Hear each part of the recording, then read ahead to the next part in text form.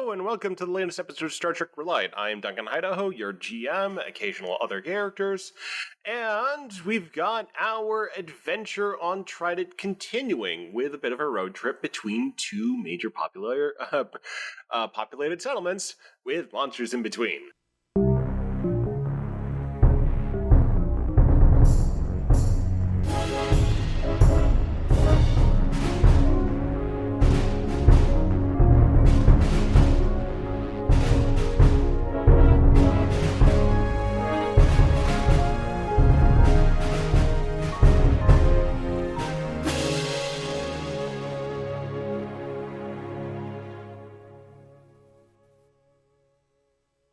So, to get started on the crew, let's first introduce our Chief Security Officer, Jorog.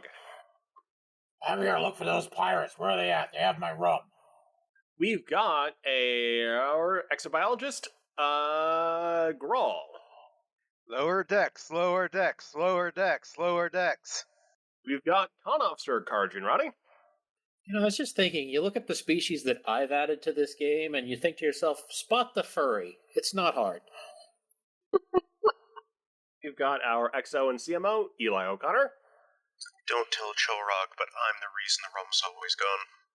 And we've got our Chief Engineer, Rick Tier. Don't worry, but I can always bring it back with my own distilling equipment. We may get DB and Grumpy a little bit later, but for now, let us just continue on with our mission. So, you guys are still in the settlement of Vorti, this alpine, snowy mining town with a abundance of the very huggable Yizzle. You are basically under the impression of, you know where the captain has gone, as well as Kara. You know that they have some allies, and you can go in the direction they are, but you've been advised not to because there is a large barren wasteland in between. So your vehicles may need some preparation, supplies, and a little fortitude to make the crossing. Specifically, there's going to be an abundance of potentially dangerous wildlife. They're hanging on in the Deadlands. You may see some of the mentioned lost, which are things that have gone wrong with the union between cybernetics and organics, and you may find some additional raiders out there as well. So, your objectives are to basically prepare and make sure everyone knows what the game plan is for how to deal with particular scenarios that come up along the way. So we'll let everyone basically see to their preparations with whoever wants to get started first. I was about to say, everyone, step one, get a plan. Well, I can armor up and provide extra protection on the Argo. I can't remember what the Argo. Yeah. We haven't created a name for our variant of the Argo, but it's basically an extended cab Argo. The trailer. It's the Argo B. No. I feel like we should just call it the Winnebago, just because it's funny. It's big, it's long, it's a Winnebago. Vetoed. Damn. Oh, you know what? Would Ryuji know the term Winnebago? No. Okay. Eli can keep that in mind if he gets the opportunity to name the Shamsun vehicle the other group acquired. All right, so Rick's going to try and armor up the Argo. I think the first thing you're going to have to do is probably find something you can armor it with. This is a mining town, so it shouldn't be too hard.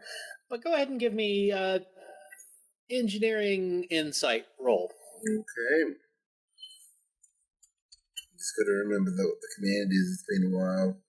There we go. Oof. One success and one complication. You ask around and you are able to get a hold of some simple sheet metal.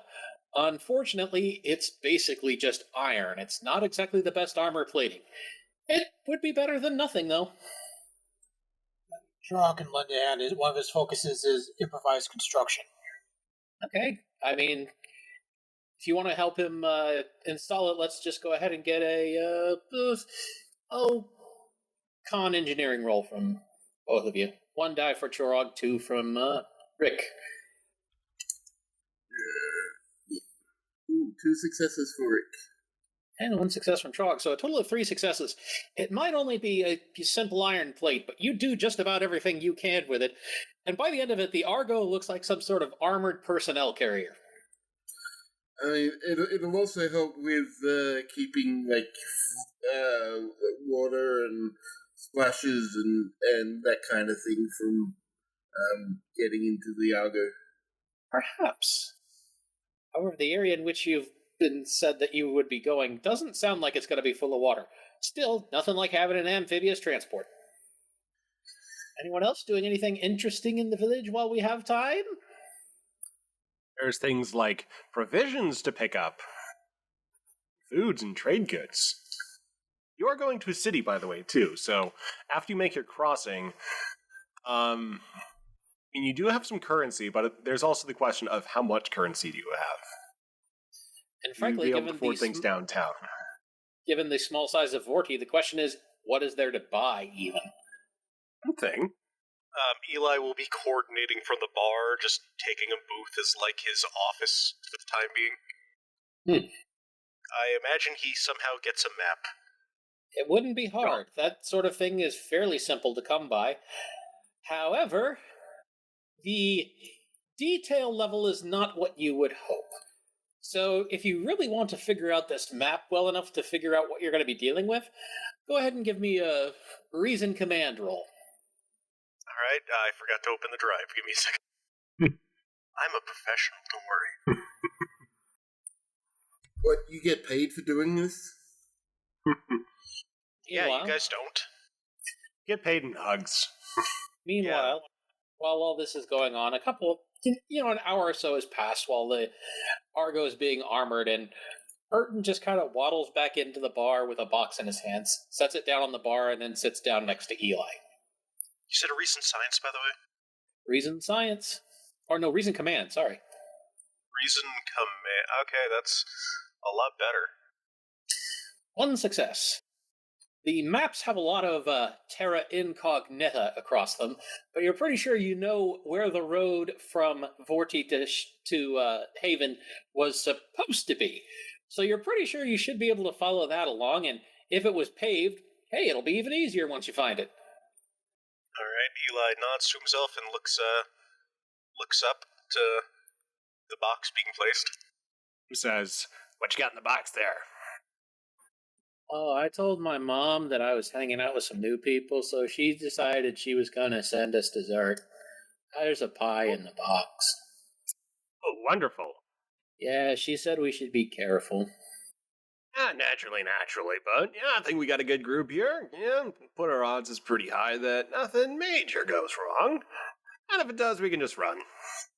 Yeah, I think it's always an option. I saw the 2 big guys out there welding a whole bunch of stuff to the vehicle. Looks pretty fierce now. Yeah, it's blending it. Yeah.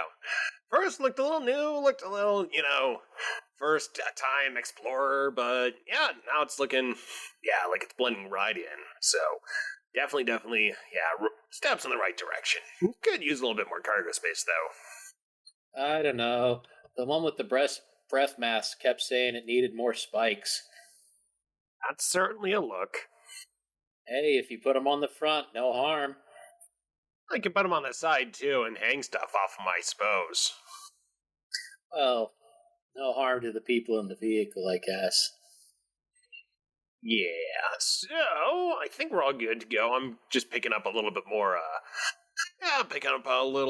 of that ambrosia stuff that always goes down well in other settlements, so I can get a little bit of an enterprise going here, trading from one place to the other, and certainly gives us a little bit of cover if we get stopped by any customs people as well.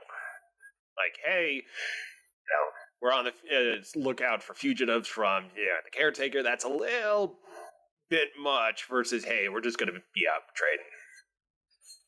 Yeah, so I guess I better go get Setsa. She's been down in the baths ever since, well, practically since we got here.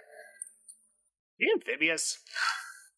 She is not, Eli calls over from the table. And can someone tell Rick to throw a plow on the thing? Like a combat plow? Well, I'm already headed somewhere else, so, Pim. Yeah, I'll do it. No worries. I'll give him some pointers, get the plow going, and see if we can get some jump jets, too. Those would be great. All right, so we're going to split this in two, but first I'm real quick just going to send Burton down to the baths, and he goes in, sets us just kind of sitting there, staring at the wall. Burton moves over, raises a paw in front of her face, snaps a couple times. That's, hey.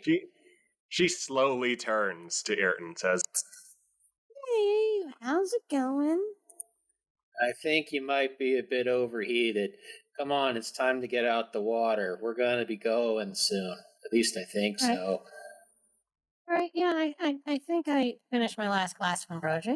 Yeah, it's all gone. How much did you drink? A bunch. You know that there's a Good. major soporific quality to that, right? Yeah, I think I'll be fine. I might just take an anti-intoxicant. Should be good, right? Yeah, I better let Eli know that you're not going to be useful for much. Well, try to get dressed and stuff. I'll come back in 20 minutes if I don't see you. all right, let me just take one quick peek here for a roll for Setsa. You bring up her character sheet. All right. Huh. Success and a complication of 4 and an 18. I have no idea what was rolled, but those are the results, everyone. So, Setsa, given those results, basically proceeds over to her clothes pile, but, putting everything on just is taking longer than anticipated. She's also having to, just work things on the fly. How does belt work? Does belt go like this? No, belt doesn't go like this. So, yeah, she's just taking an inordinate amount of time getting put back together. Burton stops her before she gets too far and says, "You probably want to dry off first. Here's a towel." Setsa slowly nods and starts drying off, allowing her to go on their way. Right. Burton heads back upstairs, and we're going to go ahead and cut to Pim, who is heading out to talk to Rick and Chorog, and has orders to mention a plow. Hey, Rick here. You know what'd be cool on this thing? Jump jets. I've had to talk so much about spikes. I mean, it's good, but we don't really have the thrust capable of that right now, Kim. Okay. Not jump jets. What about a plow? Like one you can use in combat. I have no idea what that means, but hey, it's something. They're trains. Didn't they have something on there to deflect, animals off the tracks?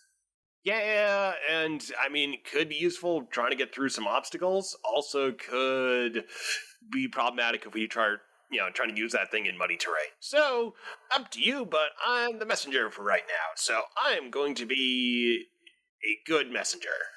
Say we should have a plow. So, was that an order or a suggestion, something to think about from... A very optimistic suggestion, at the very least. I don't think it was an order, but if we had a plow, maybe one that we can just, drop if there's a problem, that'd probably be great. Yeah, I was thinking about some form of, the quick release system to drop it, or a way to, not like a hydraulic press, but a way to lift it out, a winching system to, raise it out from in front. What do you think, Jorog? Well, I don't know if we're going to be able to find enough equipment to make hydraulic assembly here. I'm sure we can come up with some kind of quick release system. Hey, yeah, this is a mining town. There's going to be scrappers with all sorts of, very industrial equipment here. So I think you guys can go nuts. Yeah, it's just a question of just working out the old circuits, but your fancy gizmos, that should be no problem. As Pim says this, behind him several miners walk by carrying nothing more than picks and shovels. You were saying? All right. Seems the tech slid back a little bit since I was last here, but let me see what I can cook up. Dear listeners, I would like to remind everyone that the heavily armed guards of this town carry crossbows. This is not a technical utopia. And though the memories just bleed together from different settlements, different eras of settlements. So, Oh yeah, that's what makes it funny. Like I said, I was just in the background. I just have this, he talks about finding high-tech stuff, and immediately, like, a couple of peasants walk by in the background. Pim goes off to explore a little bit of a dumping area. Let's just say that may have been used by older versions of the settlement. Fair enough. Anyway, around that time, past the front of the car, rolls a multicolored orb, which is quietly saying, "Here, hit, rabbit, rabbit." A snow hare hops along in front of it. At this point, Urton has moved by and just kind of looks down at the orb and just says, "Rawl, I thought you were cold. Why are you outdoors?" Because there's interesting old bunnies. But still cold. You gonna eat it? Probably not. Okay. In that case, I probably shouldn't shoot it. I mean, seems to be from Earth. Yeah, that's where I think humans are from, isn't it? Yeah, it's where humans and my species are originally from. Oh, I've never seen anything like you before, but I've seen humans. I think, Trident grabbed a couple colony ships a long time ago. So there's humans, and then there's some other weird stuff. Yeah, we were grabbed by another species before, humans evolved. It's weird. Man, that happens a lot in the universe, it seems like. At this moment, Pim returns, dragging a large bit of, very fancy-looking, very modern-looking, basically a plow that's fit precisely to an Argo. And he says, "Hey guys, look! Just how I happen to find this. Get a little bit out of town, and just showed up. Yeah, it's just right there." I think that's a lie from your mouth. Yeah, it is, but hey, I mean, it worked. I have to give this comm badge back. I don't know who it belonged to. I just kind of found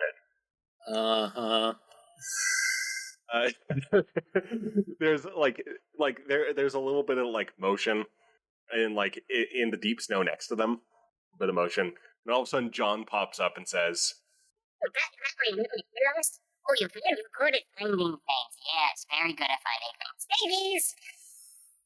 and he takes his comm badge back and returns to the snow. Burton just kind of points and just slowly says, "Wasn't he in the Argo before?" Yeah, Jun has a habit of popping up in all these different places. So that is rather conspicuously the correct size. Oh yeah. Told it should fit right on. Should fit. No problem. If you covered up some of the mounting points with the armor, that might need a little bit of cutting, but otherwise should fit right on. It's got the hydraulic lifts and stuff too. And quick, explosive bolt release as well. Well, you know what they say, cut twice, measure once. And my engineering team knows what it's doing, so let's get to installing this. I'm not going to make you do a roll for this because apparently someone has just gotten you something that would exactly fit on there. So for you, this should be a trivial task. So, another 15, 20 minutes, and now there's a plow on the front of it. So there's all this old-looking iron plating, and then on the front, a bright, shiny new plow. It will not be shiny for long. It's made of tungsten. Tungsten. We need to dirty it up a bit. Yeah, just I mean, we could just get dirt, I guess, and rub it on there. How And about also some scoring? Maybe that'll work. You also have a small tardigrade with claws that can cut through lots of different kinds of metal, so he can also scratch it up as well. Honestly, I think if the road is as bad as people say it is, it'll be plenty worn by the time we get to Haven. Well, I mean, I guess we have been here a long time with a relatively new auto. It shouldn't be a problem. Besides, everybody knows that people just arrive on Trident and stuff. So the bar for what's weird on Trident is kind of high. Should I go get the captain guy? Yeah, probably. Yeah. Okay. Yeah, I'll go get him. Also, my mom made us pie. And he just kind of waddles off through the snow back towards the inn. Bun continues to burrow underneath the snow, making little tracks along the way, but he eventually pops up and helps Rick and Chorog with the last preparations on the plow. Eli is still in his booth office. He's going over a list of manifest of like all the supplies they've gotten, looking over everything. He's also half fooling around with the map on the table, doing like crap. What do you call those things? Like they measure distance, or like the compass. Calipers? Yeah, I think. Oh no, I think compass. You were right with compass. Yeah, it's literally just like math compass. So it's like the two little leg stick that he's making those walk around on the map while he's waiting. Hey, Mr. Captain, sir. I think they're done. It's just Captain, and all right. You got it, Captain. He goes and gets the box off the shelf, and then looks over to the stairway down to where the baths are, and hopes that he's going to see Setsa. Setsa's arriving, looking very disheveled, but she has managed to figure out where all the bits go. She's basically using another towel to help insulate herself a little bit better than when she came in, and she says groggily, Hey, yeah, Eli. Didn't you anti-intoxicant before we get going? Because I may have had a lot of ambrosia. Trying to calm myself down. Shit, you're drunk. Yeah, I actually forgot to tell you about that. She's probably going to fall asleep. There's a heavy soporific effect to that stuff if you drink a lot. Is there any way I can counteract it? Yeah, just anti-intoxicant injection. Hit me up. Is this stuff alcoholic by nature, or is it something else? Well, it's alcoholic, but it also contains a little bit of yizzle milk, so that usually fricks most species up pretty good. So it's a sedative. Yeah, yizzle biochemistry is kind of odd when it comes to most other species. Wait a minute, you're yizzle and it Oh. It's fine. No, I'm kind of glad I've avoided drinking anything right now. If you want, you can give her a scan to see if there's anything you can do for her. Eli is going to do that. Go ahead and give me a con medicine roll. Con? Controlling the tricorder. Okay, because con is its own thing. That's why I was confused. Yeah. No, sorry. Control medicine. The fact that there are two different things that start with, con doesn't help. 2 successes. Actually, you are able to isolate some compounds that, if you are neutralized, could return her to mostly normal. The chemicals you're dealing with are things that you've never seen before. The chemistry behind it doesn't seem like any form of life you've seen anywhere in the 4 quadrants. Wherever the hell the Yizzle are from, it is very different to what you're used to. But you should be able to restore lucidity of some sort to her. Alright, Eli's definitely going to do something to neutralize that, and he might also give her a little bit of energy, like, not like amphetamines, but something along those lines. A lot of caffeine. Big caffeine and sugar. Taking the sugar shot, I guess. Yep, Eli's doing that. He gets a air hypo and injects her right in the neck. Setsa, let's go ahead and just have a fitness command roll. Well, from Setsa. All right. Oh. Not the worst. Not the worst. Also, the caffeine shot's going to be separate from the... No success So is you- one complication. Setsa, you are very awake. You're so awake right now. God, you really need to go do something. It's so great right now. Oh my gosh. Her eyes just go wide, and she just starts vibrating. Are you okay? Good, I'm good. Hey, let's get going. Hey, Grace is probably out there with Kara, and, they're probably fine together. I don't have anything to worry about. Come on. Okay, does this Ambrosia have a lot of caffeine in it? No. Okay. Because I was worried if she already had caffeine, I might have just overdosed her on caffeine, but I think the way she metabolizes caffeine is just a bit much. Very different. Yeah, I don't think it's anything you did. He just kind of moves his arms around, making a strange gesture, just says, different. Hey, it's good. Hey, I can try to balance it out with more ambrosia. No. All right, Look, I'll just jog. You're going to balance it out with alcohol, use actual beer.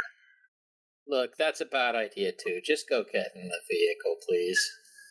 She nods and basically runs, jogs off to the vehicle. It's tiring to deal with people that have that much energy. And he picks up the pie box and he just goes out to the Argo.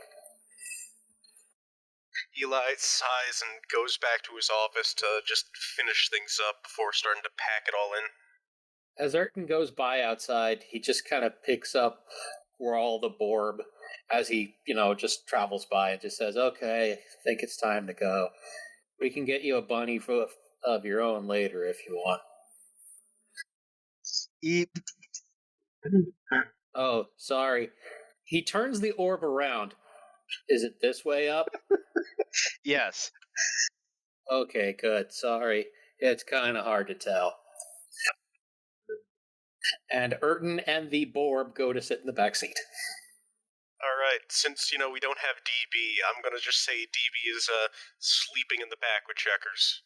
Like, not, you get what I mean. Yeah, Out of Context Theater presents. Yeah. he is basically taking the downshift. And we can have him drive as necessary. Basically, if everyone else gets injured. I'm doing this. But okay. Yeah, they're in the bunks in the back while Sets is jogging laps around the Argo. Eli, he makes sure Havoc is ready to go too, because they did bring Havoc. The ever-changing accent of Zacius Havoc says, Aye, my lad, we're ready to go here. So, yeah, just pop it up, and we should be good to go. Alright, DB's asleep. He's been pretty awake this entire time. I think I'll drive. Excellent. Let's just hope everything's just bolted down here, and he undoes his seatbelt so he can eject himself from the vehicle if necessary. That's actually, not how it works. You're not going to be thrown clear in that case. You probably want to put that back on. Right. Calms things down a little bit, and he puts it back on. I've driven an actual tank before. Long story, but I'm pretty sure I can do this. Excellent. Cars, but yeah, I could do this. I mean, it's still the same Argo. It's just got extra layers of protection and a plow for moving obstacles out of the way. Well, when you alter the power to rate ratio, and the Argo takes off, let's go ahead and get a control con roll from Eli. 2 successes. Possibly 3 if he had had anything along the lines of a focus. So I'm going to say that's exactly what happens as Eli just tears out of town, and Erton is just like, ah! And just a second, I gotta do one thing. Eli first. Since I'm driving, I get to pick the radio. Eli puts on some AC/DC, the most, you know the song that it's gotta be. Okay. As the AC/DC blaring Argo takes off, Setsa is still jogging alongside it and is losing ground. Oh no! Erton just kind of reaches up and just pinches the bridge of his nose right below his four eyes, sticks his arm out the Argo, grabs her by the collar, and yanks her in. Setsa is just sprawled in Urton's lap and just says, Thank you. She needed to burn some of that energy off, let's face it. Yeah, that was actually kind of good. I'm a little concerned for you, ma'am. I think you need to take it easy. For your first day on Trident, you're kind of going overboard. It's been a couple days at this point now, hasn't it? I guess so. Yeah, I'll just sit in the back here. It's all good. and she just kind of tumbles into the back of the Argo. Also, who's on the turret?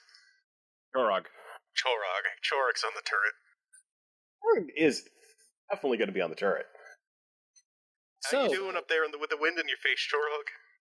Couldn't be better. Fortunately, with the breath mask, you don't have to worry about inhaling any bugs, unless you want to. Crunchy on the outside, creamy in the midside. As the cloud armored Argo moves along, it basically just kind of blasts through the snow, and after about 2 or 3 miles out of Vorti, almost as if you had crossed an obvious line, snow gives way immediately to cracked desert pavement. And a wall of heat seems to buffet the entire vehicle as you cross that threshold. That's a actually, that's a good question from Nick. Did we cross around the pit that the other team dug? Nope, the gate was in the other direction. Righto. So they do not accidentally drive into the trap plus- the other team set. In my mind, Shamsun is south of Vorti, and Haven is east of Vorti, so practically no matter what, you're not going to be riding the same road. Yeah. So the other thing to note too is that around you there is still some like residual plant life, but it looks very rugged. Mostly there's a lot of sort of almost like already petrified conifer trees of the similar species to what you saw around Vorti. But you're just getting this mix of sort of blackened desert landscape with bits of obsidian, glass, mud, and just a little bit of bedrock sticking up here and there. So you've definitely crossed into a new biome that seems to be, as Hard described, artificially separated from the rest of the landscape you're around. And at this point, I want you guys to do, or I want Nick to do a insight con roll, or insight command. Insight command. Okay, I was about to say con. You sure about that one? Let's do command. Is there what kind of thing would help here, like for critical stuff? Recognizing where a road is. In a very destroyed landscape. Xenoanthropology? No, it wouldn't help. Damn. This isn't a Roman road. Yeah, Roman roads were built to last. One success. So you're able to vaguely mark out where the road may have used to be in this landscape. So it might get a little bit more clear later on. It's like, yeah, this is probably the way to go. I mean, he did also map this out beforehand, so that should also help. Yeah. Well, you did map it out, but there's one question of looking at a map and then an actual, like, blasted landscape that has been very reconfigured from the original. And has been stated, the map was, shall we say, not exactly full of detail. But it's enough that you're able to keep on track with the general area of the road. Eli hands Zacius the map. Just keep an eye on this. I've plotted this out if it starts to deviate. Right. Sounds good. Everyone back there doing acceptably, I take it? Setsa just says, "Hey, look, a cactus!" And she points out to what would seem to be a large saguaro cactus off in the distance. But it's getting bigger. Bigger. Now it's roughly tree-sized. Okay, it seems to have stopped growing, but now it has sprouted legs and is walking out of the road. Setsa calls I'm not hallucinating, am I? Eli, I don't think I'm hallucinating. That tree cactus is walking. It's in front of the car, right? It was in front of the car. It has actually just moved out of the roadway. Yeah, it walked. That walked. And she and Grawl start taking scans. In the meantime, Rick here is just got his own tricorder pad hooked into the Argo systems and just keeping an eye on coolant and general temperatures of the exterior and interior of the Argo. So the scans come back. As far as the cactus goes, that's a very strange thing which seems to straddle the line between plant and animal. The closest thing you could say about it is that it's some sort of motile plant. Definitely odd. Chorog, can I get an insight security roll? Okay. Alright, so Chorog, off in the distance, you spot something across the horizon starting to come up on the car fast. It looks like it's some sort of massive wall. Sir, it looks like a huge wall. Should I blow a hole in it? Do not. I can see it too, I'm pretty sure. I'm driving after all. You're not able to see it until Chorog points it out. From his vantage point, he sees it a little faster than yours. But in any case, yes, you are approaching a large wall.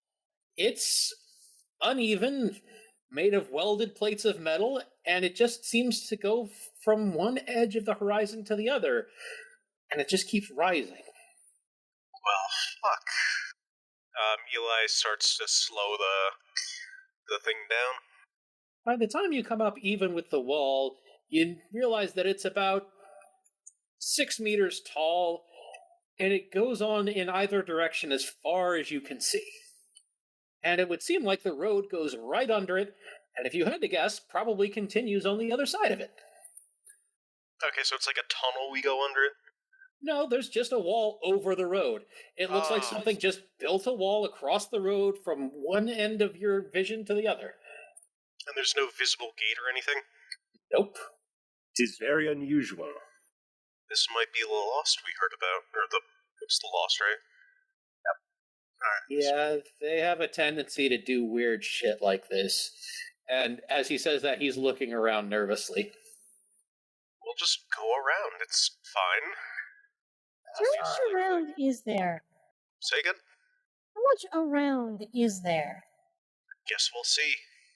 I mean, if we lose track of the road, that's going to be a problem continuing on, even if we do find a way around.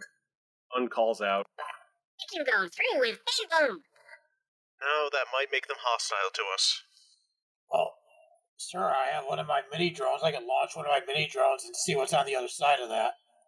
Alright, do that, and maybe we could put a sort of a beacon here so we can sort of when we get around, we can sort of level out on the other side and see how far we are from it, sort of just, not lose track. Look, this might seem out of character for me, but I vote we just blast a hole in it and get moving before they come back.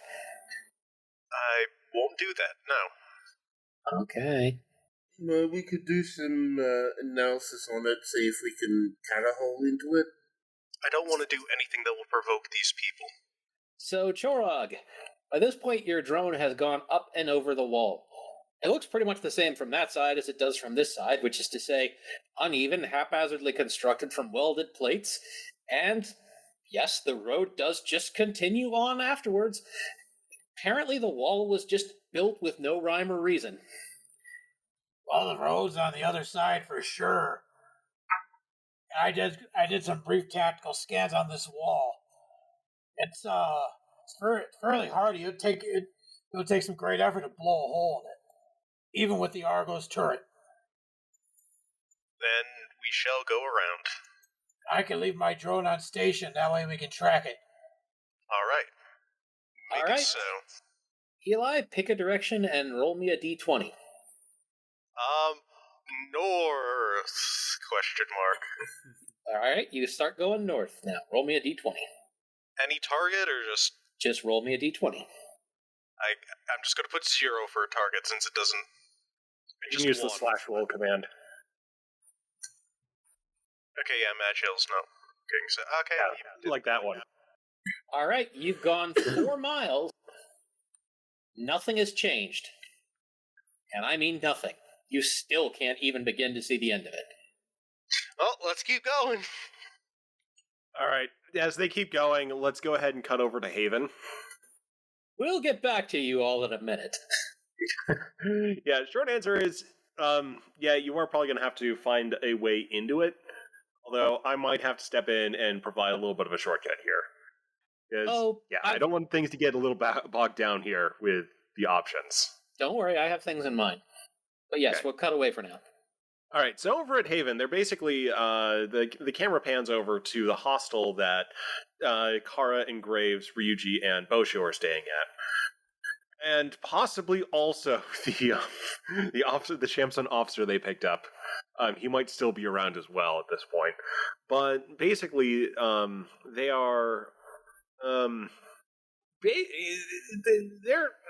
effectively got the day off. So Haven, bustling city, things are just starting to get moving.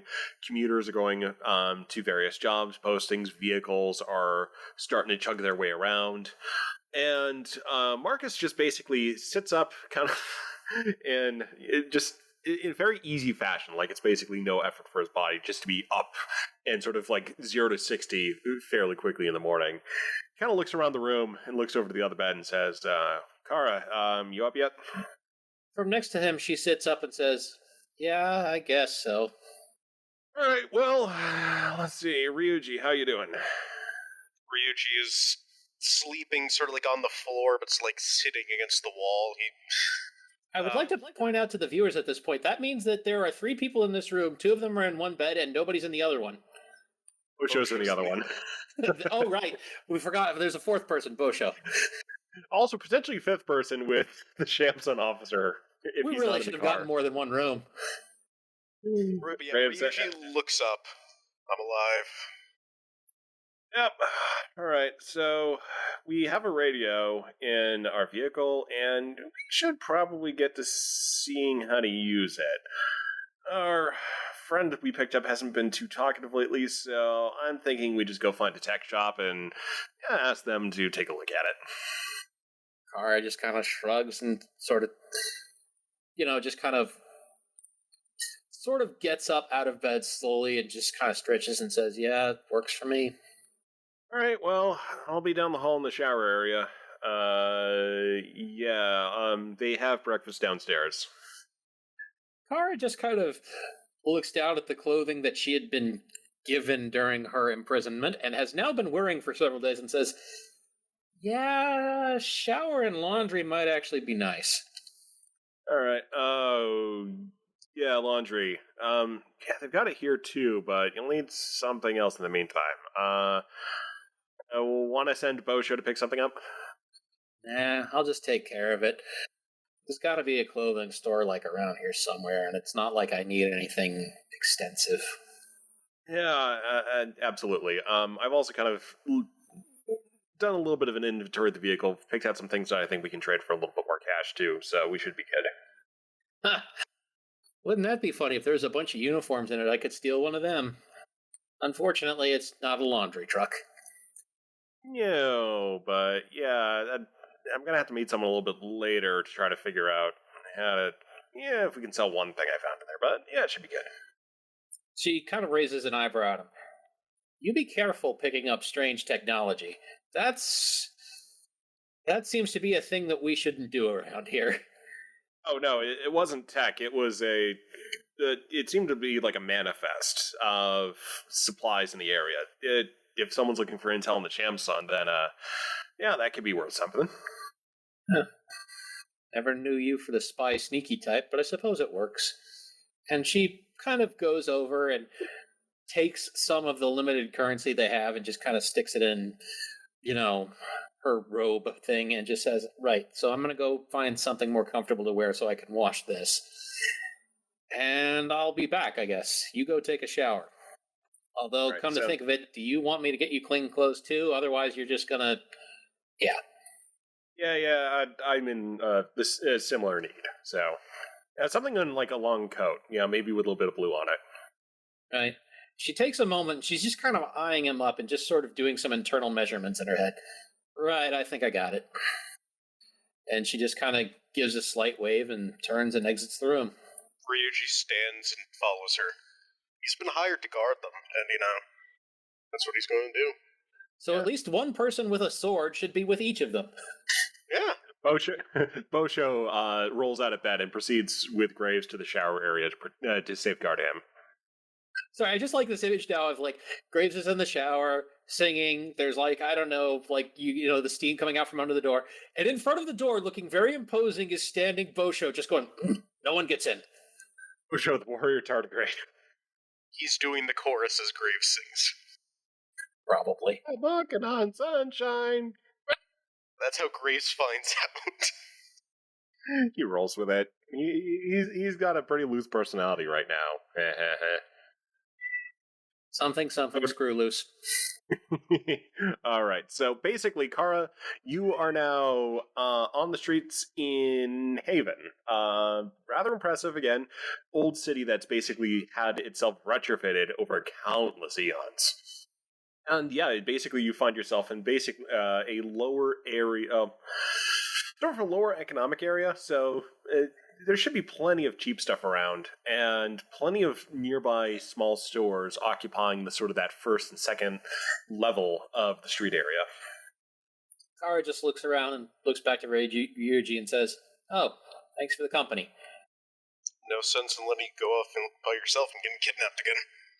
To be fair, I don't think you could have stopped the first one, although I would like to have seen you try. Anyway, if this is a hostelry, then this is probably sort of a traveler's area, and you can probably expect some clothing shops. It looks like the commercial district is that way. I don't go into big cities like this, so I wouldn't know. She has pointed and picked a direction, and off she goes. Nothing else. Maybe we find a second-hand store.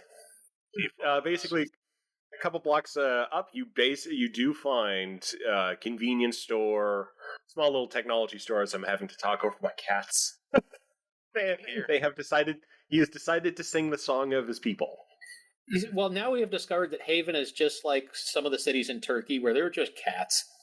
Meow. Yeah, they like cats. Cats are plenty. Street cats. Yep. So as the cats sing the song of their people in the early morning, basically acting like the town roosters, you do come across a secondhand clothing store. Cool. We should probably be able to find something in here. That said, Graves was kind of specific, so if we don't find him a thing here, I might actually have to go to a real store. And she pops in to real quickly just grab pants, shirt, the very basics for herself. Her shoes should be fine, so it's really just those that she's going to need right now. There's a very peppy alien behind the counter, somewhat reptiloid in appearance, but has various, shall we say, various stripes in yellow and orange along their blue body, and kind of this large horned, frill-shaped head with a small little insectoid mouth at the bottom. Just kind of bobs along with Kara and says, "Oh, you're new, right? Yeah. I have great memory. The Persniki have great memory. So you need things. Yes, you do. You very much do. Smell like you need it." She just kind of, says, yeah, mostly just pants and shirt. Although if you have any long coats, I'm looking for something specific based on request from someone. Long coat. Yes, we get many of those. Travelers, they like the style, and when they end up dead, their stuff comes here. It is a good arrangement. You know what? I'm just going to pretend I didn't hear that last part. Let's go have a look. Most people say that. It is a funny line, yes. For sneaky humor, it does not translate well. So, the shopkeep basically helps Kara find exactly what she needs. So she's able to find not just pants, but pants that look like they'll fit and will reasonably assemble some kind of selected outfit rather than space hobo. She nods and kind of looks it over. I'll have to make a tail hole, but that's not a big deal. Right. And you were saying something about a coat? Yeah, over here. So, yeah, I was a traveler in my day, and I like to keep things that would assist people on the journey. So, here is coat area. Here are for your standard humanoid bipeds. Your neck, yeah, I assume the person you're shopping for has the same general anatomy, yes? Yeah, but he's about a. She realizes she's about to name a measurement that he might not know, and she just kind of holds her hand up to Graves' height and says, "He's about this tall, though. I'm short." The shopkeeper makes some projections and leads Kara over to a set of coats that, well, more or less fit the bill. One is a sort of a darkish purple blue, but yeah, it'll probably work. Bit of a rugged appearance, should work well with Graves. She checks to see if there's anything else with just black and blue, but she has the purple and blue one just in case. There's a black, white, and red. Basically, it's mostly black with a little bit of white accenting and red stripes. She looks between that and the one she's holding and just says, he requested blue. And she keeps the purplish one and just kind of goes to the counter with all her purchases. Yes, very good. With this, and I give you a special first-time discount, and he names off a very reasonable number. So Kara will have plenty of spending cash left over. Which is good, because none of us has a job. So, yeah, Kara's able to... Oh, sorry. Ryuji suggests that Kara tries to haggle, because that's just how these things work. Kara rolls her eyes and just pays what is asked because it seems quite reasonable. Yeah, you've already basically gotten the good haggle deal out of him because he's really nice, and it's a secondhand clothing store, so he's a friendly boy. And who knows? Maybe these belong to a dead man. It's hard to tell. Could be humor. There will be other situations to haggle. Listen. It's just how things go. Yeah. So Kara has been paid what was requested, and they're effectively free to go. Ryuji, do you search for anything in this secondhand shop? Nope, he's got everything he needs.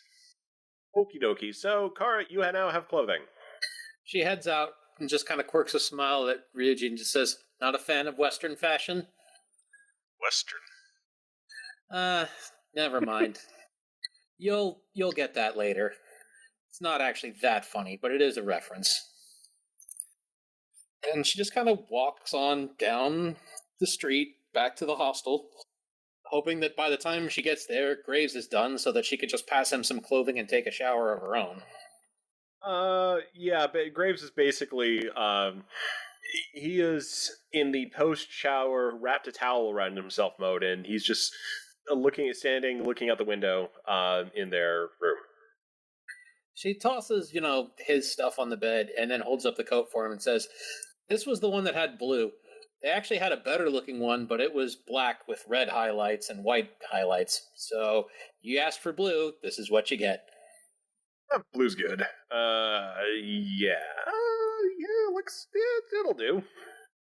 She nods and takes her clothing and heads into the bathroom and shuts the door. Bosho goes to shower vigil with Kara, allowing Ryuji and Graves to trade places. Changing charges between Kara, or allowing Ryuji to hang with Graves. There's about 2 or 3 minutes, and then a shriek from the bathroom. Ryuji goes running, drawing his sword. Does he bust down the door? He does. Kara is there, and she's actually just kind of looking at herself in the mirror. And she's got a finger along her shoulder, which is now entirely metal. And she just looks back at him through the mirror, and she says, "It's fucking spreading." What's spreading? The metal. She kind of gestures. She realizes her other shoulder is the same thing, so she just kind of gestures to her, butt and says, "See this? Fleshy, soft, squishy? My shoulder used to be like that, and it was a few days ago." I see. Very hard for you to see when you're looking that direction, but whatever, I take your word for it. Graves, we might have a problem. Graves comes over. What? Oh, he averts his eyes.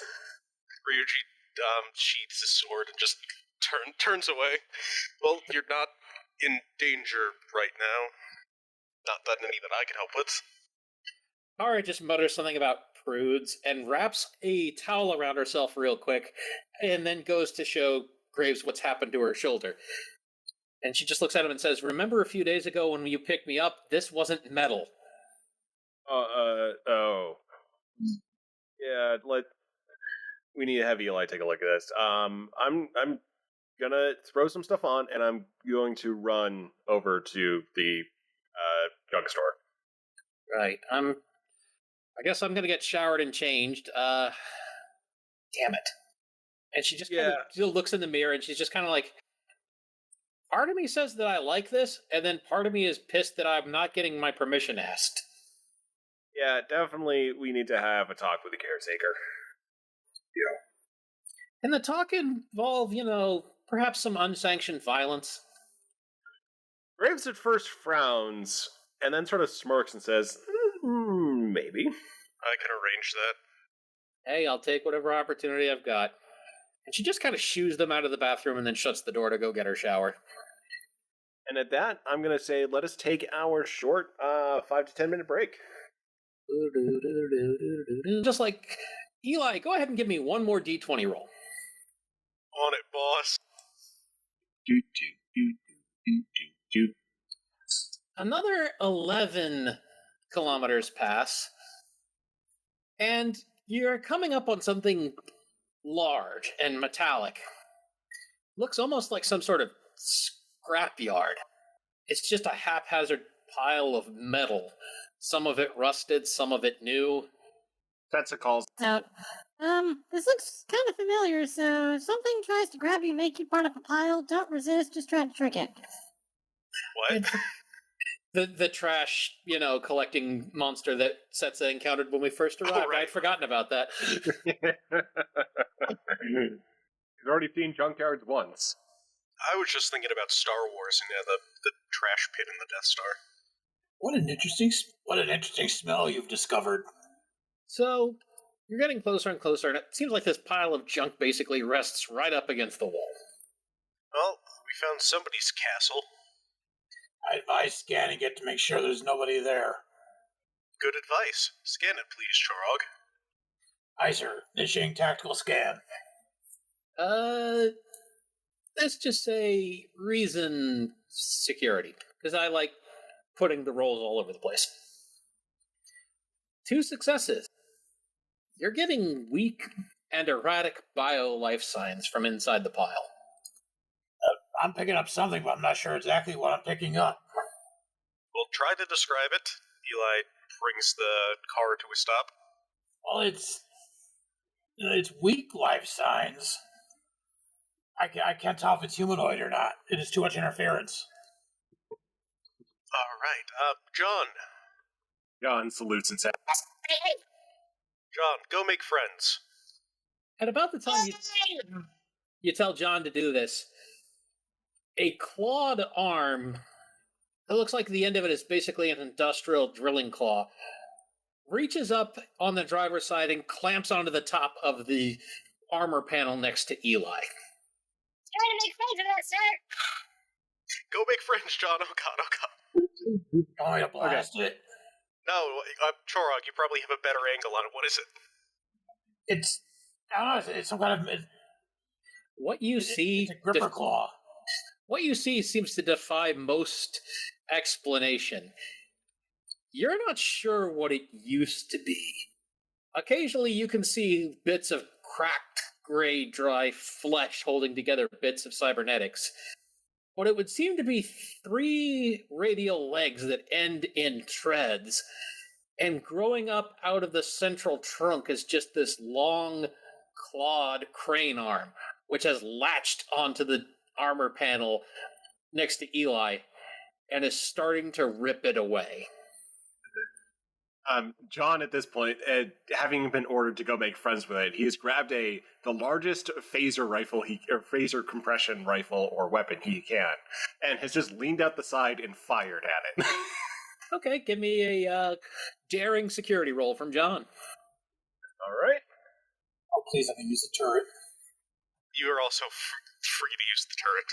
Yeah, Chorog at this point. Yeah, Chorog has presence of mind that he will also be taking a shot at this thing. Eli does yell weapons free, so you're good. Eli, get out of the way so I can blast this thing. I just use the turret. You don't shoot through the car, just shoot over. Just shoot him. John's phaser bolt hits the crane arm and knocks it, numbly away from the door.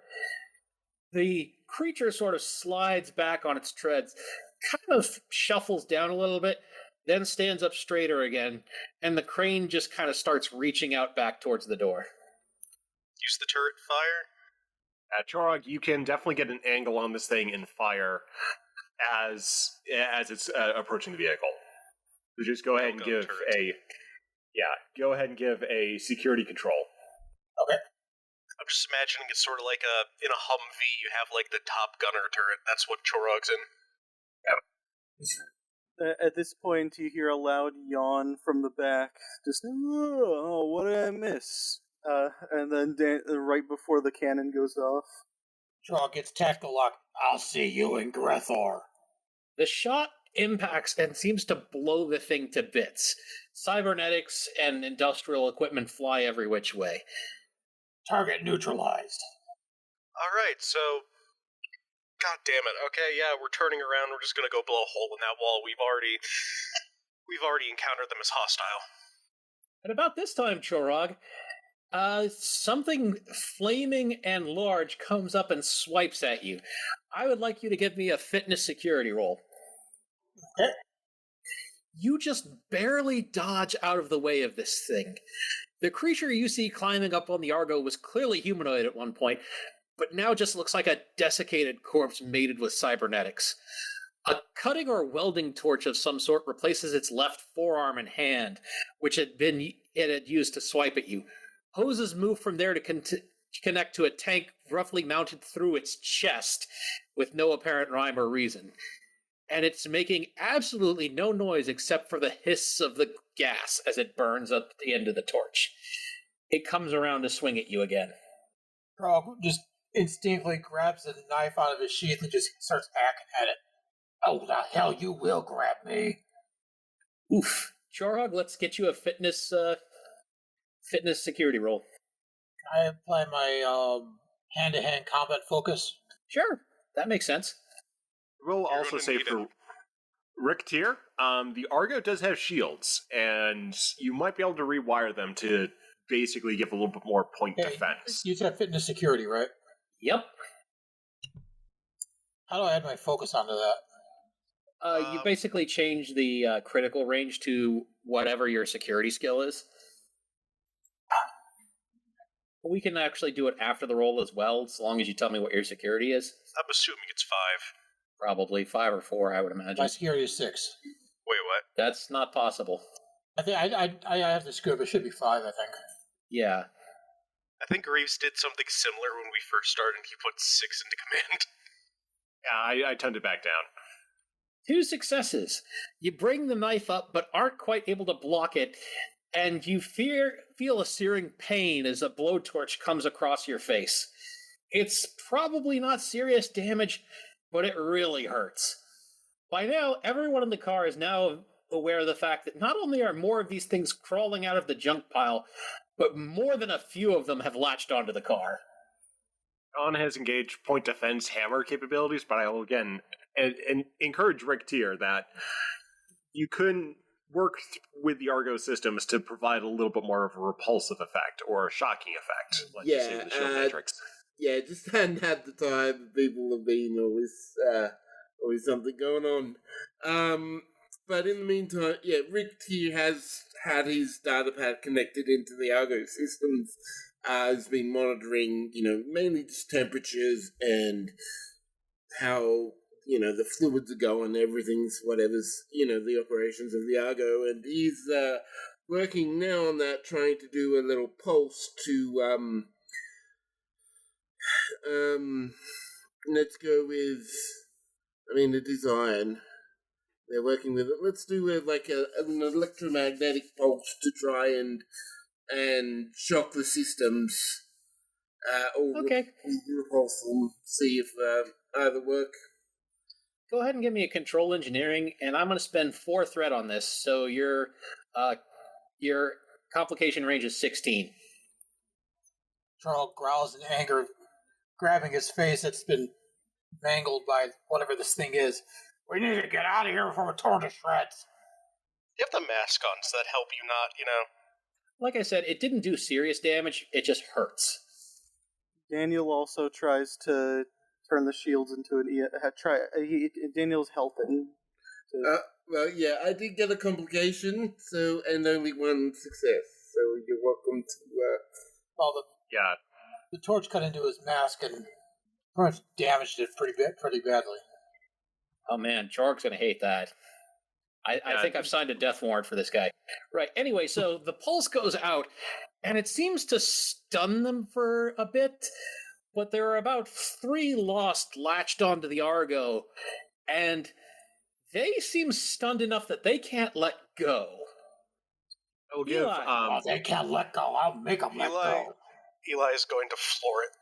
I was just getting ready to ask that. Go ahead and give me a control, control con, actually. Nice, 2 successes. Okay, Eli, you throw the thing into reverse, slam down the gas, whip it around into a J-turn, and take off. You are so fast that you actually manage to fling the one that was burning and slashing at Chorog off the car. There are now merely 2 lost left climbing on the vehicle. I'm also putting the combat plow down to hit anything in front of us. Does anyone else get flung off? Good question. I'm going to say little tardigrade with lots of grippy claws, so he should be fine regardless.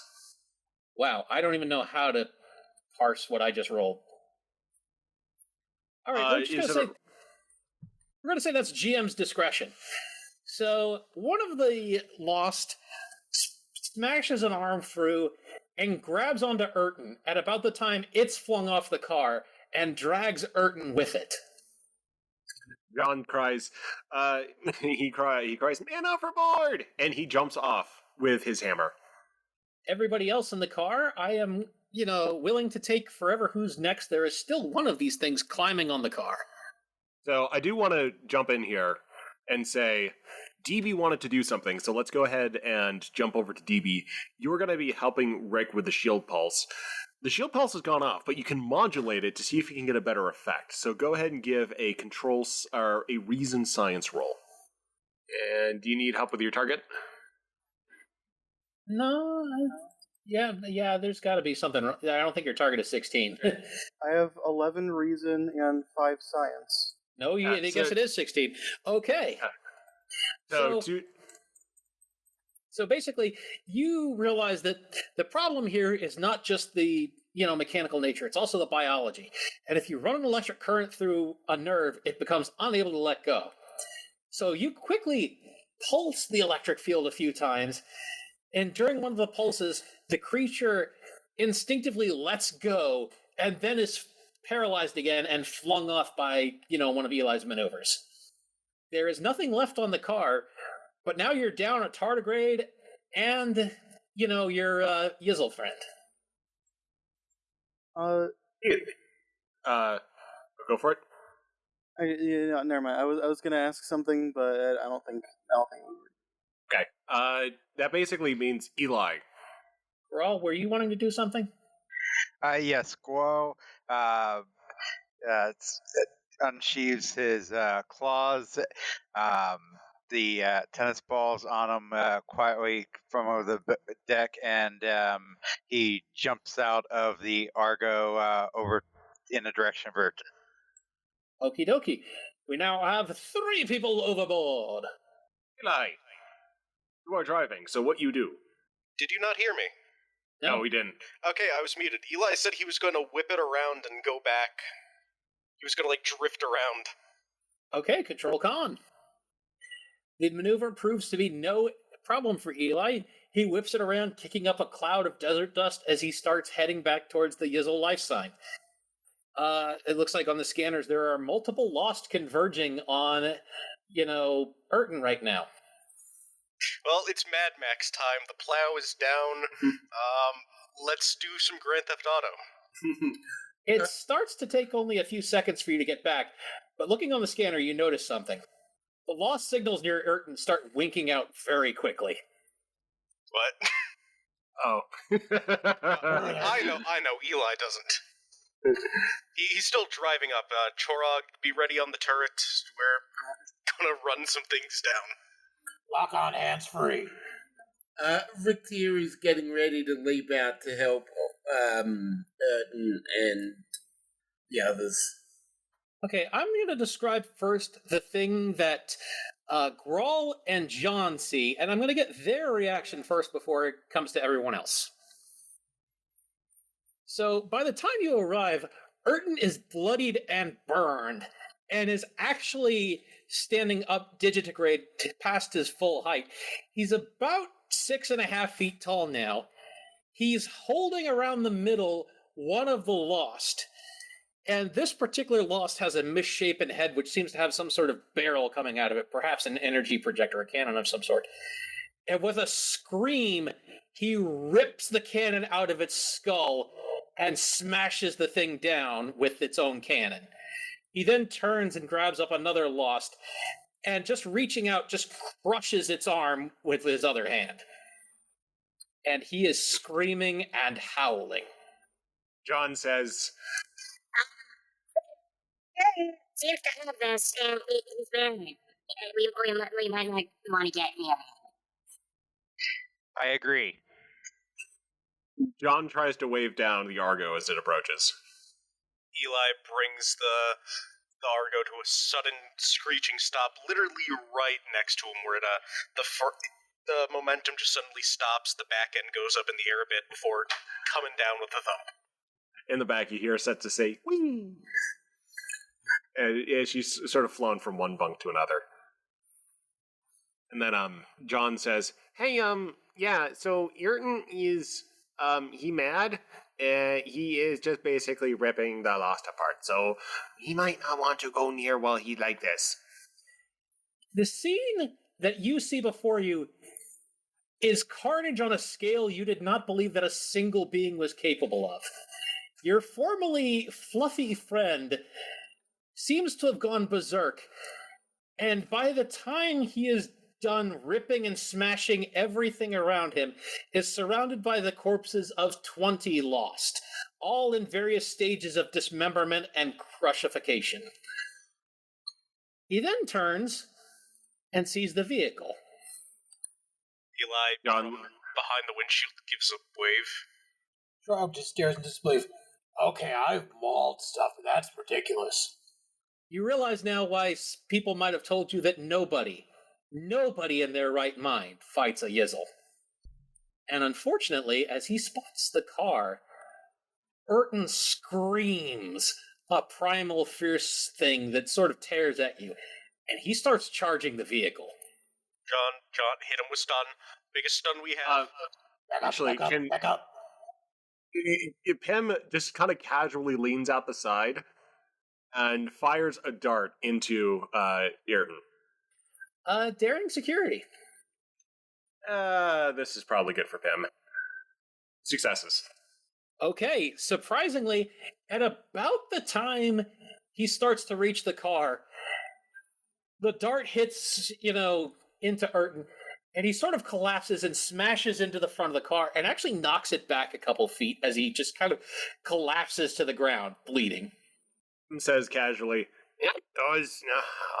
Yeah, always pays to be a little bit prepared, but yeah, Urton boy, yeah, it can get a little frisky when things go a little haywire. So again, I can give you guys a little bit of a scan of the compound just in case you want, some. But yeah, we should probably get him on board and let's get moving." He's bleeding from multiple wounds. He's also breathing fast and shallow. Okay, I need help. Get him into the back. DB, you take over. I'm gonna have to patch him up. Yep. Rick you gonna will help out and to try and carry him into the back. both of you just real quick give me a fitness security roll. Chorog, also, as this is going on, you basically have gotten free reign to try to make a hole in the wall for them to make a good egress. Yeah, nobody's ordering you not to blast stuff anymore. Nobody's told him to not blast stuff. To not blast stuff, and you've got a big turret.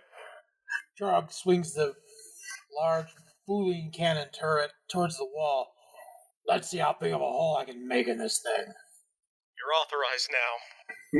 Trog charges the cannon to full power. Here we go. It still takes 2 shots, but you manage to knock a sizable hole through the wall. Mostly it seems like you've just kind of melted your way through it, and there's sort of a puddle of iron that quickly solidifies at the bottom. Eli, I would like to get from you a control medicine roll. All right, control medicine, and, definitely I gotta focus, because I have many different focuses that apply to medicine. Absolutely. Control medicine. Okay. Hold on a second. I want to re-roll the 19. I know it's not much, but I do want to re-roll it just to see if I can get better. Sure, go ahead. I'm just going to let you do it.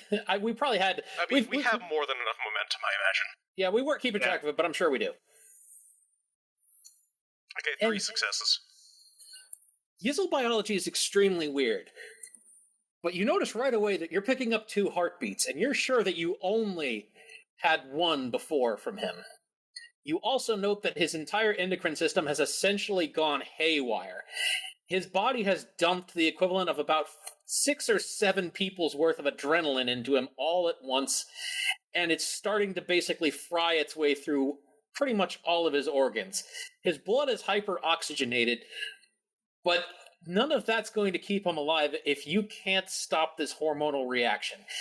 His body is literally going to consume itself in a matter of minutes if you don't manage to do something. The wounds mostly are superficial. All right, so... yes. So what you going to try to do, Eli? Slow down the reaction, first of all. Probably target, thyroid or something, like if his metabolism, slow that down, first of all, if that will help. Right, so you're going to basically try and reverse the hormonal disruption that's going on.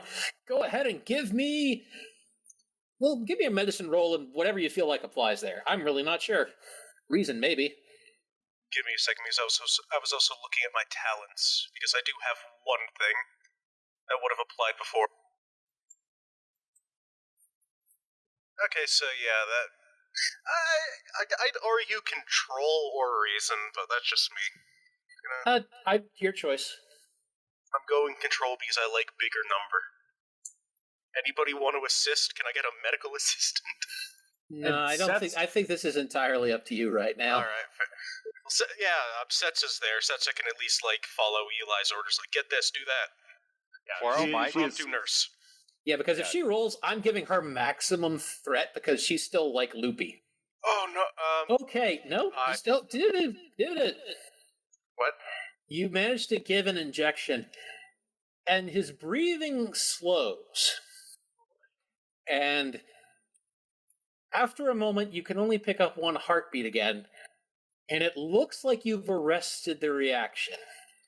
He's still out cold, and you don't know how long it's going to take for him to recover from that. He probably just about had a near-death experience, and frankly, it's not from the wounds. This is like some berserker rage you went into. Tim just looks over. Yep, nobody fights a Yizzle. Nobody. It's just dumb. It's suicide on both parties' ends, it would seem, from this. Kinda, yeah. From what I understand, I guess their homeworld was really harsh. So to deter predators, they kind of had the, sort of berserk thing of, if you try and eat me, I'll make sure that if I'm gonna die, you're going with me. But, the main problem is that, even if they win the fight, which they usually do, just kind of die afterwards. I think it's got, 80% mortality rate. Well, I took the good side of those odds, I think, but I don't know how long he's going to be out. You look like a good doctor. I'm sure he'll be fine. We should probably get going to Haven, though. He might be really, really hungry when he wakes up. Daniel's driving. I'm going to keep an eye on him. I'm a doctor. I'm more than just captain. I'm a doctor. I have an obligation to help him, and I'm going to see what else I can do for him. All right. Does anybody have anything else they want to do as Daniel is forced to clamber back into the driver's seat once again? John has put one of his fluffy blue blankies over Ayrton. I'm sure it would be appreciated if he were awake. Rick is just making sure that everyone is in the car this time. Everyone is in the car. Setza is helping observe Ayrton with Eli. Real quick, Raul, do you want to take any samples from these things before you get back in the car? Or do anything else? Unfortunately, it does look like you've been robbed of a fight. Sure, yeah. It obviously will not cause any future complications if I take samples from them. To be honest, maybe it won't, maybe it will. You never know. Maybe not taking a sample will cause a complication. Or I'll take some samples. You grab an arm and head back for the car. Just like the image of Grawl just happily picking up an arm and just trotting back over to the cargo before it gets going. I just have this image of him waving it around out the window as they leave. I really wanted to make a box to or something like that, but we don't really have enough, and we're already out in the middle of nowhere, so just be careful with that. It seems inert. Seems. Moo looks to the arm and just moos at it. And then Moo just kind of reaches out with one of its forelimbs and just gently touches the arm lightly. And it just crumbles into dust in Rawl's hands. Oh. Well, I was going to study that. Moo just moos at you. Huh? Oh. And as that happens, the party finds themselves back to the road on the hopefully good side of the wall, and in the distance looms the great city of Haven as the temperature starts to return to normal and the ground starts to become lush and life-filled again. Wow. Wow. Wow.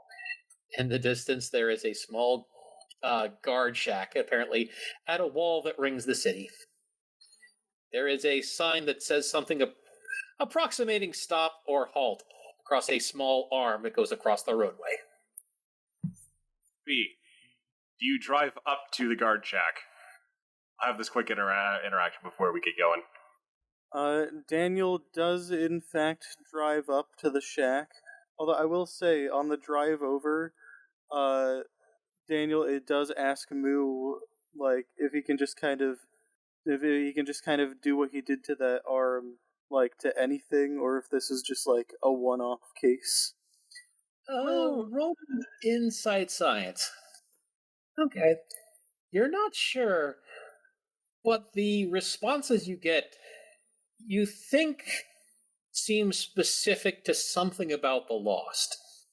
You're relatively certain that Moo can't just disintegrate anything. Relatively. I touch, at least. Well, with this newfangled knowledge that grave sirens have some kind of connection to the Lost, Daniel pulls up to the guard shack. Takes a few minutes. But eventually you hear fumbling inside the shack. Someone sort of scrabbles up and peeks out, and it's a very furry but bedraggled looking humanoid in what might be a uniform but might just be whatever was lying on the floor and hastily put together at the last second here. And the individual looks out and says, "Wait, where are you from?" Pim just kind of smirks and says, "Vorty, what, you're not used to working anymore?" It came that way. The Ashland? You drove here from Vorty. Well, I did the second half, he did the first half, and Daniel points back to Eli. Okay. So you're going to Haven, not. Oh, yeah, you said you were coming from 40. Okay. I give you pass, but, your city administrator may want to talk. It is rare that people come from 40 through the Deadlands, especially since they built that wall. He looks furtively to the far distance, and then looks back to the vehicle and says, "Pass will be just a moment." Yeah, well, And then you know how it is. They picked a fight with a yizzle. the guardsman just nods. It's like, "Oh, I see. Well, still, most impressive. Maybe a ward. You'll see." And the individual basically just darts back inside the guard shack. And at that moment, you get a chirp from a comm badge. Who does? Let's say Eli gets a chirp from the comm badge. Eli taps it. O'Connor here. Larissa here. Sir, we just picked up a radio transmission, and it is voice identified to Captain Graves. Do you know... Okay, can you locate the source of the transmission? The source of the transmission is just a few miles ahead of you in the city. Alright, is there a way that you can, send a response back, or are we just going in blind? We're working on that, but we're not sure through the various levels of interference if they're receiving well. But Graves did say that she sighs and says that if we received him, we will go to the Drunken Hen. That is what he said. Oh, I've been there. Alright, well, I guess we're going to a bar. Don't worry, I'm assuming it's a bar. Drunken Hen sounds like a bar name. Well, I suppose you can get a drink there. It's not a bar, is it? Not really, no. What is it then? Well, how can I put taverns this? as bars, inns, bars, they're all basically the same thing. Let's just say it's more of a hostelry where company is easy to come by. So it's an inn, alright, it's a bar. It's a cantina. It's not a cantina, it's not deserty out. Larissa says, is there anything else you require, sir? Don't worry about the transmission, we'll find them. Very well. Prep a shuttle just to be ready at my command. Just have it ready. Have medical medical on standby. Just everything. Well, and with that, the comm channel closes, and Larissa sees to the preparations. I'm gonna assume Graves is gonna need medical attention, so we're also gonna take our friend here in a coma up there to monitor him. The guardsman returns with basically a rather rumpled-looking folder and says, "Okay, yes, this is your paperwork. This is a pass for city travel, and I throw in parking. Parking is very good. You can do any of the lower lots. It is good service." And with that, he bows formally and a little bit more gracefully than like a border guard of his disheveled nature might be expected to, and says, "I welcome you to Haven." This feels like a trap, Eli mutters from the back. I always think everything's a trap. That's why I'm still alive. John says, If I burrow through it. No problem. There we go. Thank you for this. And Daniel just kind of holds up the papers. and Pip. you're basically free to get going at that point. The barrier has been raised. Daniel starts. Oh, sorry. Eli says to Pim, "Alright, you tell Havoc to get back here, you take the front seat, you're gonna navigate Daniel to where we gotta go." Okay, you got it. And with that said, he just stands up and starts kind of climbing over people to get to the front seat. And he just kind of sort of almost stands in Havoc's lap and he's like, "You need to get back there." Havoc nods, and it basically repeats the gesture. It repeats the crawling over. Pim just kind of plops himself down, and now that Eli's in the back, Pim switches the radio. The radio does not change. He locked it. Please enter passcode. Daniel would like to guess the passcode. Alright, guess it. Just roll me insight command. I was going to say 1d100. If Yeah, he gets a but 1, he guesses it. it's hard to 20,000. it's hard to make that work. So let's just go with Insight Command. It's how much does he know Eli? Not to mention, Daniel is a bit of an odd duck. Okay, it looks like. Oh, okay, there we go. Yeah, he rolled a 1 on his first die. He just leans over, hits some buttons, and the radio unlocks. He has active developer safe mode. Fuck.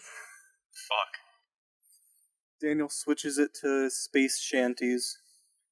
Tim starts singing along. Sets of groans in the back. As we start driving into town, Daniel yells back to Eli. So, Eli, do you know what a brothel is? And you know what? I think that's a good place to stop. No, I have a response. Go for it. It's where you go to meet your mother, Daniel. Daniel closes his visor and keeps driving. The camera just basically pans up and just surveys the skyline of 40 as the Argo just makes its way into the city. And next episode, we will have a reunion. Everyone for joining us, and with that, good night. If you have any queries, fan mail, anything, our email is reliant@starbaseuGC.com. If you have complaints, you want to see me thrown in the eternal pit of suffering, lion@starbaseuGC.com.